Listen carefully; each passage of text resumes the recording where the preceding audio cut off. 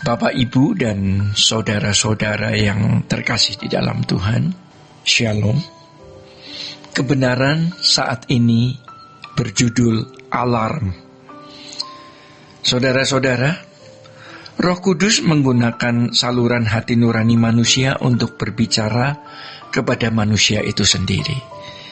Tentu hal ini terjadi dalam kehidupan orang yang hati nuraninya diisi dengan kebenaran firman Tuhan. Dalam hal ini, hati nurani dapat menjadi pengontrol atas kehidupan seseorang dalam perilakunya oleh pimpinan Roh Kudus. Hati nurani bisa merupakan pikiran dan perasaan roh manusia. Dengan ini, kita mengerti mengapa dikatakan bahwa roh manusia adalah pelita Tuhan yang menyelidiki seluruh lubuk hatinya. Seperti yang tertera di dalam Amsal pasal 29 ayat 27. Hati nurani yang dapat dipercaya adalah hati nurani yang dewasa, sehingga memiliki pikiran dan perasaan Tuhan. Sangatlah mungkin maksud pikiran Kristus di dalam Filipi pasal 2 ayatnya ke-5 sampai ke-7, ya, dalam bahasa Yunani yang disebut dengan phroneo, menunjuk pada pikiran dalam hati nurani atau yang sama dengan cara berpikir atau mindset.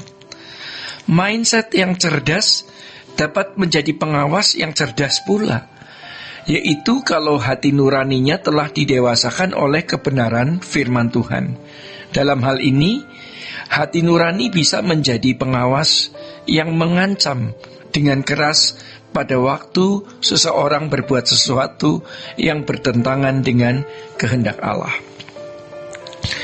Saudara-saudara yang dikasihi Tuhan, kalau suara hati nurani tidak didengar, ia akan memberi hukuman, yaitu suasana jiwa orang tersebut menjadi tidak sejahtera, merasa kehilangan perasaan damai dan ketenangan.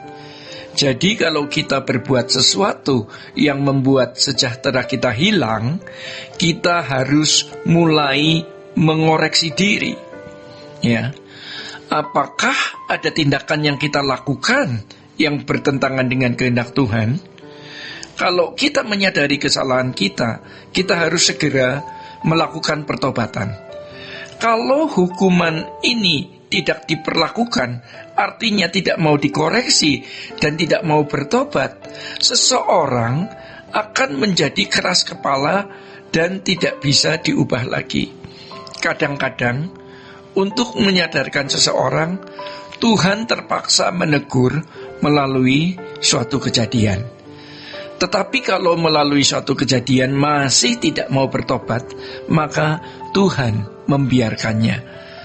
Oleh sebab itu, sekecil apapun perasaan tidak sejahtera di dalam diri kita, harus menjadi semacam alarm untuk mengingatkan kita kalau ada sesuatu yang salah yang kita lakukan yang mendukakan hati Allah.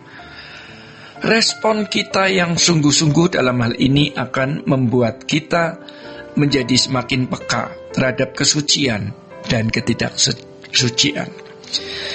Saudara-saudara yang dikasihi Tuhan, melalui kurban Tuhan Yesus Kristus, kematian hati nurani manusia yang mengakibatkan manusia tidak mampu mencapai kesucian Tuhan bisa dibangkitkan atau dipulihkan. Inilah sesungguhnya maksud dan tujuan keselamatan diberikan. Dengan kuasa atau eksosia itu yang diberikan kepada mereka yang menerima Yesus. Mereka dimungkinkan memiliki hati nurani ilahi, artinya sanggup bertindak seperti Allah bertindak. Jika seseorang berhasil mencapainya, orang tersebut barulah pantas disebut sebagai anak-anak Allah. Semua ini bisa terjadi oleh karena anugerah keselamatan dalam Tuhan Yesus Kristus.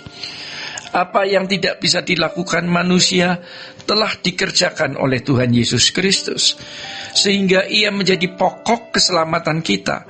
Artinya Ia memberikan penebusan, ya, membeli kita dari hukum dosa, mengajarkan kebenaran dari apa yang dikerjakan dan yang diajarkan, serta penerangan oleh Roh Kudus, memberi teladan dan kemudian memuridkan kita melalui segala peristiwa yang terjadi dalam hidup ini. Semua ini merupakan potensi untuk memiliki nurani seperti Dia, yaitu hati nurani ilahi. Saudara-saudara, kalau hati nurani dibentuk atau dibangun oleh kebenaran firman, maka akan menjadi hati nurani ilahi. Inilah yang menguasai dan mewarnai seluruh nesyamahnya. Dengan demikian, seseorang bisa menjadi manusia Allah. Namun sebaliknya, jika jiwa menyerap filosofi dunia, maka hati nuraninya rusak. Hati nurani yang rusak akan mewarnai seluruh kehidupannya. Ya. Hati nurani inilah yang menjadi sosok permanen seseorang atau diri manusia itu. Inilah proses pengkloningan. Apakah seseorang memberi diri dikloning oleh Tuhan menjadi seperti Tuhan, atau dikloning oleh dunia dengan segala pengaruhnya sehingga menjadi anak iblis?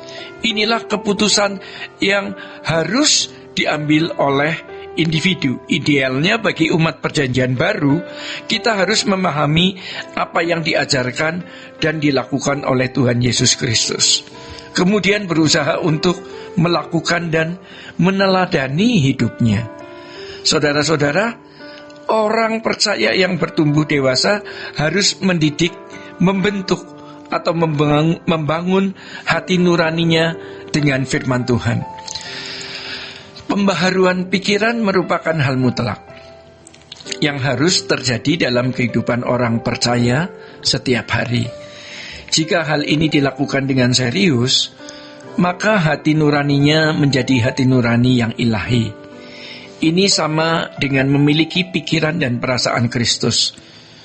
Sampai taraf ini, hati nurani seseorang menjadi suara Allah.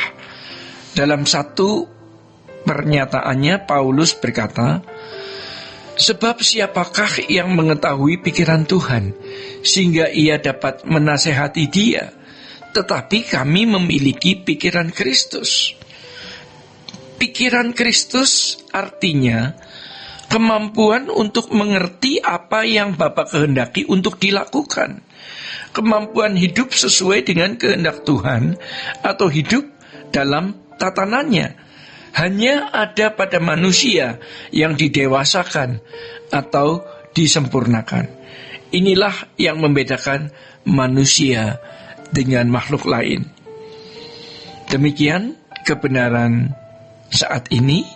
Tuhan Yesus memberkati. Sola Gracia.